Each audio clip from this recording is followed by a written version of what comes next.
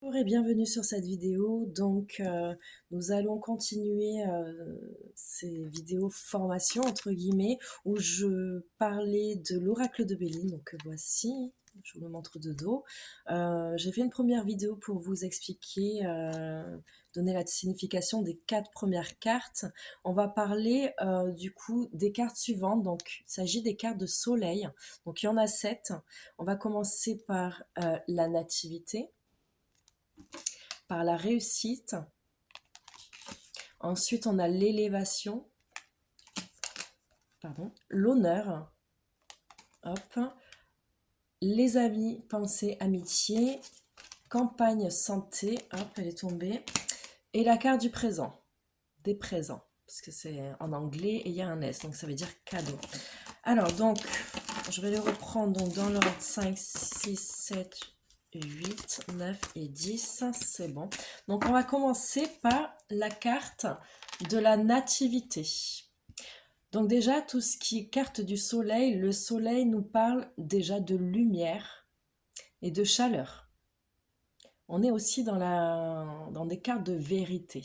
Voilà. Et on est dans des cartes positives. Voilà. On est aussi dans des cartes printemps-été, bien sûr. Tout ce qui représente le soleil. Donc cette carte, la nativité, je ne sais pas si vous savez ce que c'est, mais c'est un thème astral qui aujourd'hui, à notre époque, les thèmes astraux sont représentés en forme circulaire.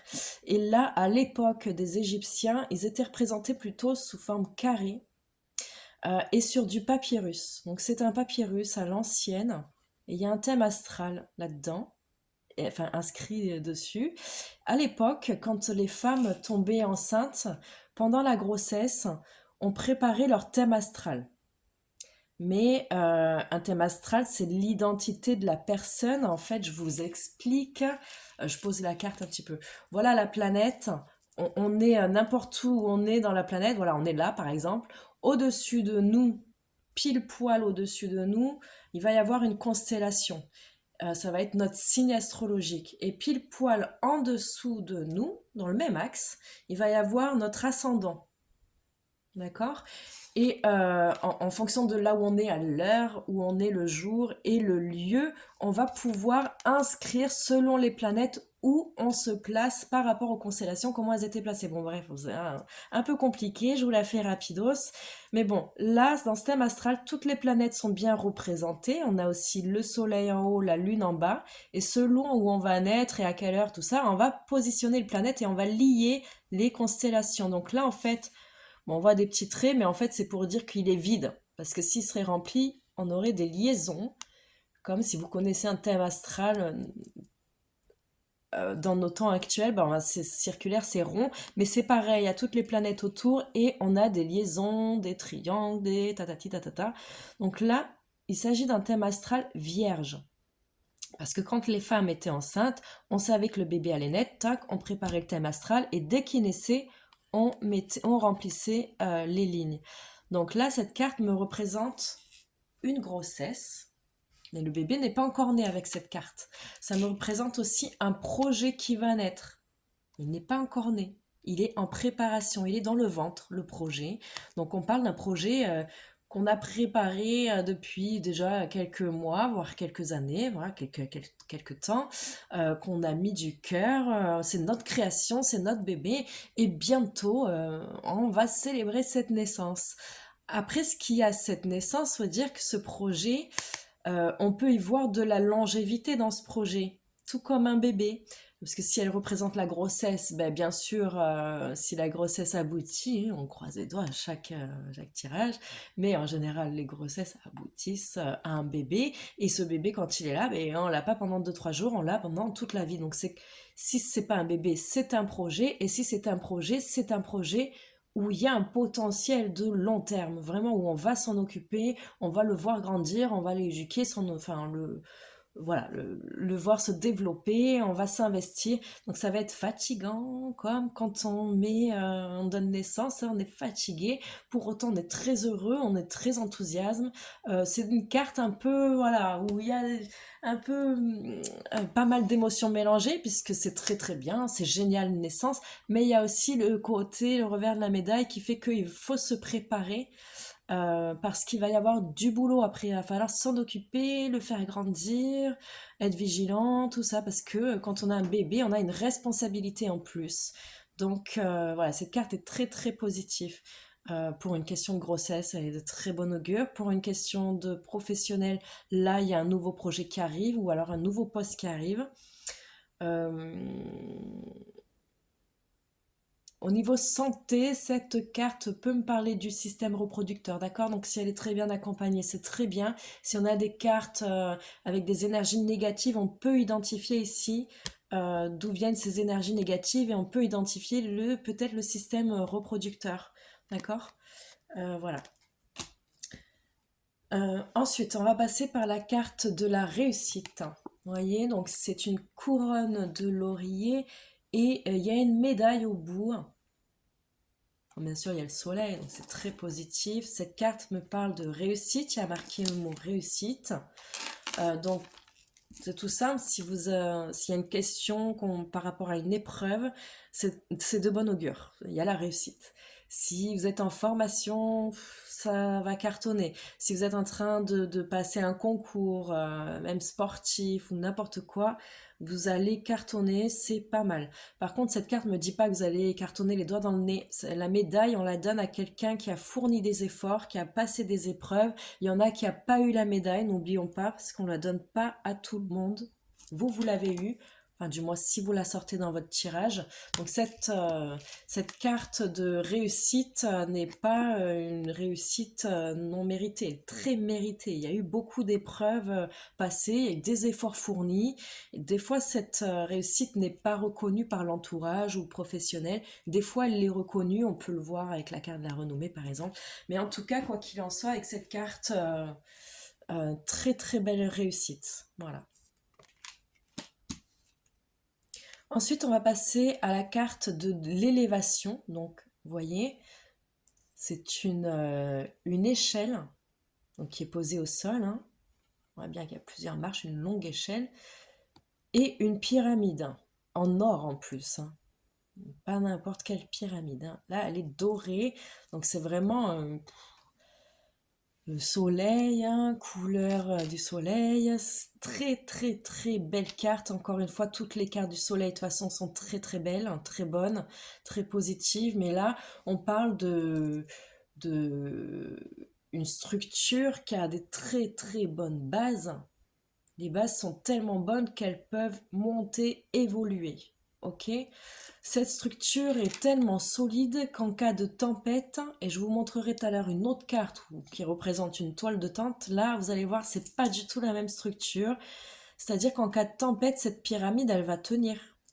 C'est sûr. C'est-à-dire la tempête ça représente les problèmes. Donc c'est-à-dire quelqu'un qui sort la pyramide dans son caractère et qui a des problèmes, bah, il va tenir, il va rester fort et solide, les problèmes ne vont pas le détruire. Tandis que quelqu'un qui sort la toile de tente, qui est fragile émotionnellement, au moindre problème, il va s'écrouler. Il va falloir qu'il se renforce justement et qu'il remette des bases solides, tout comme la pyramide. Voilà. Pareil, la pyramide, ça se fait pas du jour au lendemain.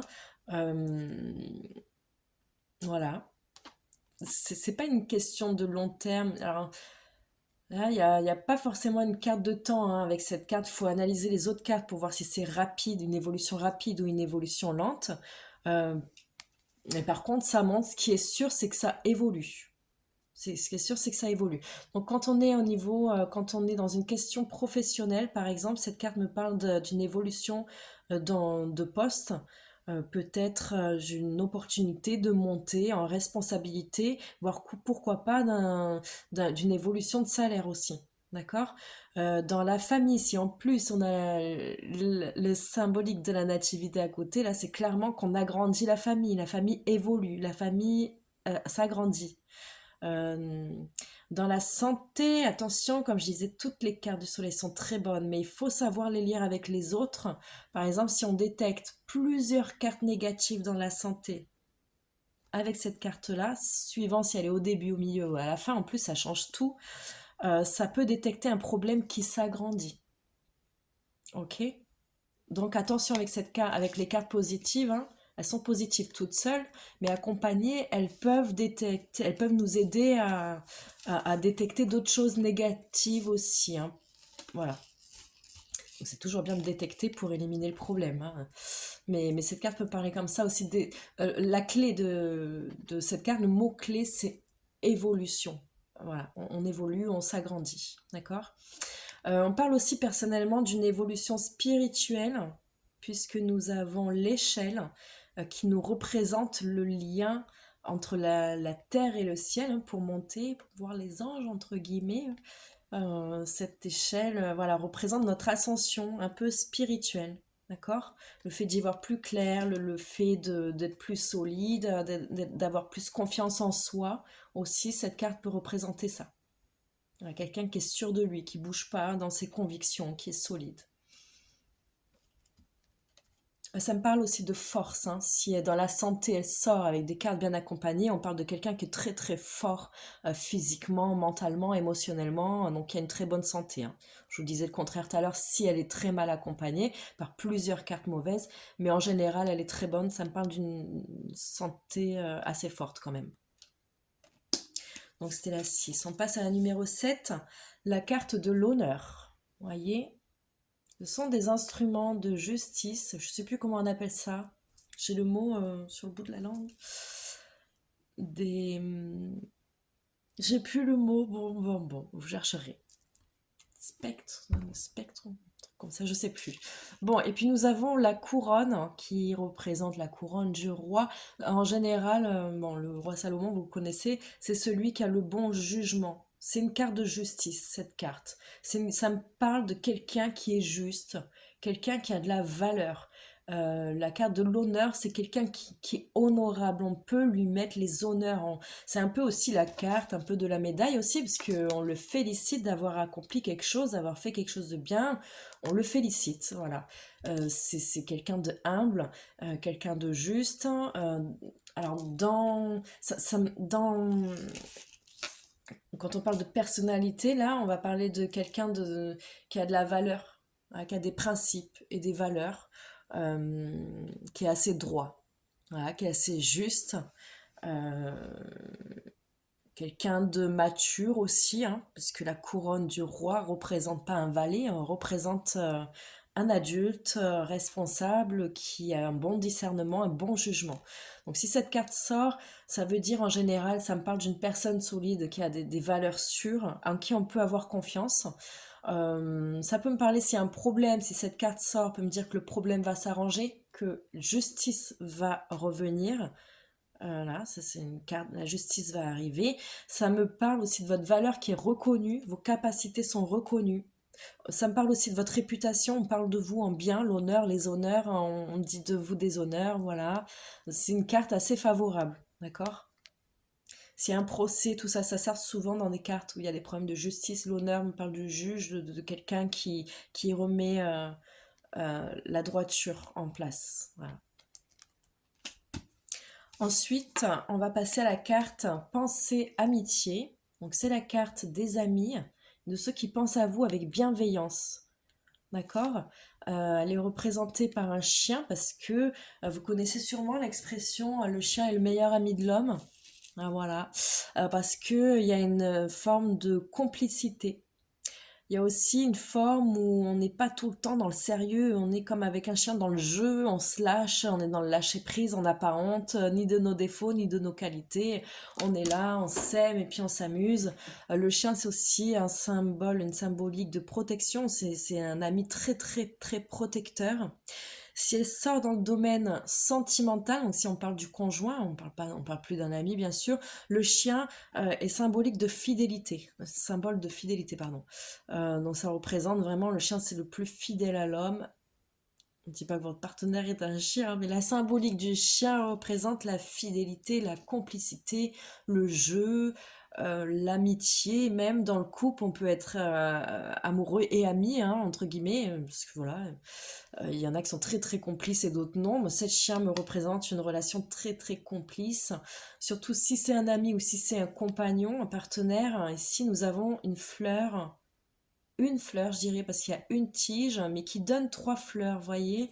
Et puis on dirait, mais on ne sait pas trop, que ça nous donne un visage avec un sourire. En réalité, mais c'est ce que la carte représente, une fleur qui représente un visage avec un sourire. Bon, ça représente les projets, les idées de projets en commun avec des amis pour s'amuser, pour se développer personnellement, pour le bonheur, le bien-être. Ça représente la bienveillance aussi. Voilà tout ce que cette carte représente. Donc dans le travail, on peut parler d'un collègue assez complice. En amour, je vous ai dit, c'était la fidélité. Euh, Qu'est-ce que ça peut représenter aussi ouais, c'est à peu près tout. C'est une très belle carte, hein. Quoi qu'il en soit, même si elle est dans la famille, ça peut représenter quelqu'un qui vous veut du bien vraiment, avec qui vous pouvez vous confier. Vous pouvez vous confier avec un chien, on peut euh, livrer nos secrets. Voilà. On parle vraiment de complicité pure et dure là. Ok, donc on va passer à la carte suivante qui est la carte de la campagne santé. Donc ça me parle de santé et de campagne. Pourquoi les deux mélangés? Alors ça n'a peut-être rien à voir, mais si dans le jeu de Béline, ça a beaucoup à voir. Parce que la campagne, ça représente le bien-être, la zénitude et la santé, c'est en grande partie ça, le bien-être. Voilà, quand on est bien avec nous-mêmes, bien dans nos baskets, on est en bonne santé.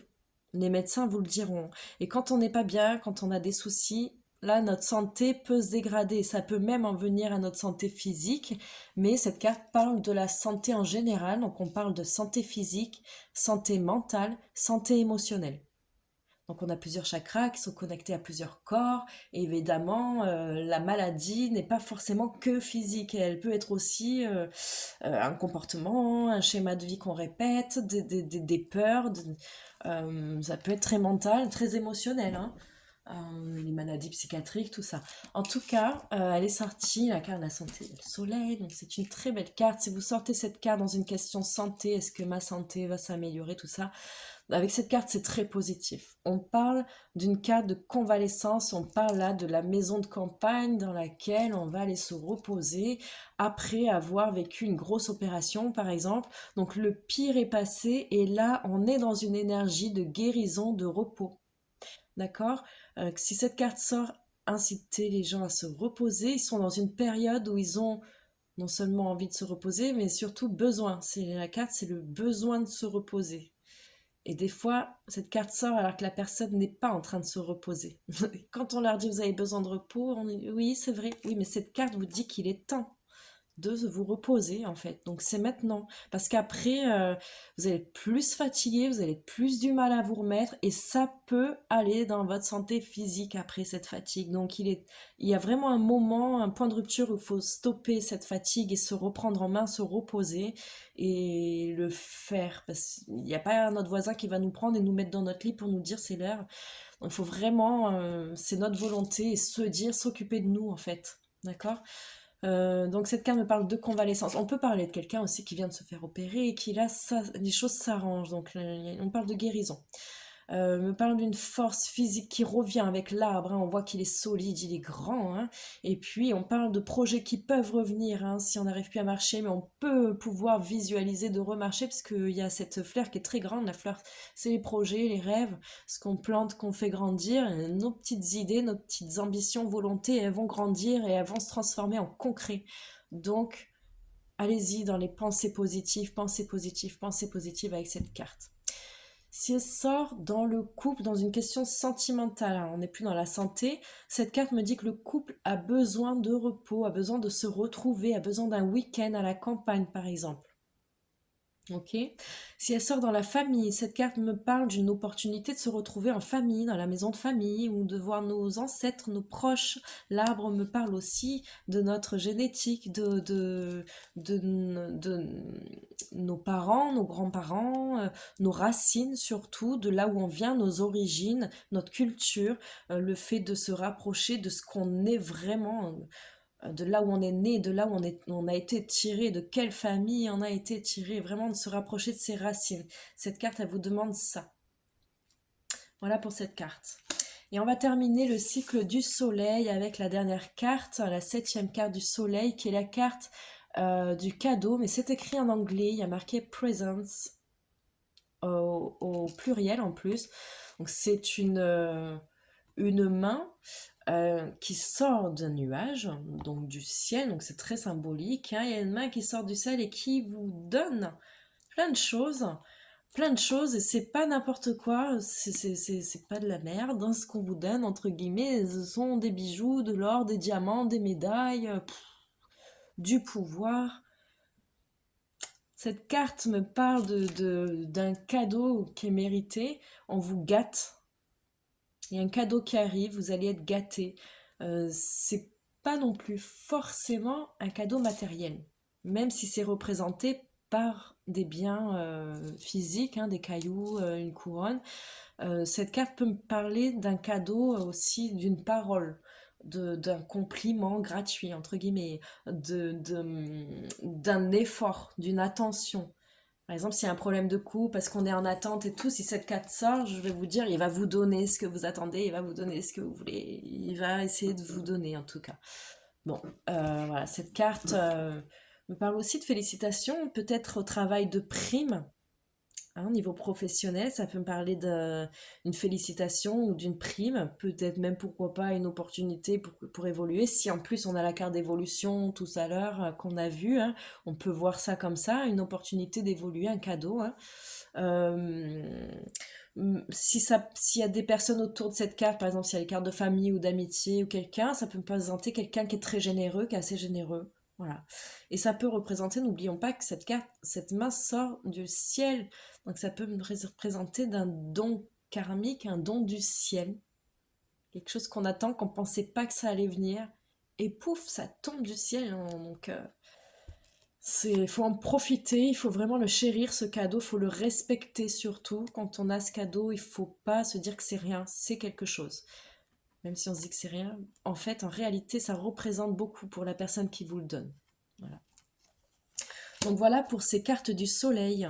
Donc on se retrouve plus tard dans une autre vidéo avec les cartes de lune.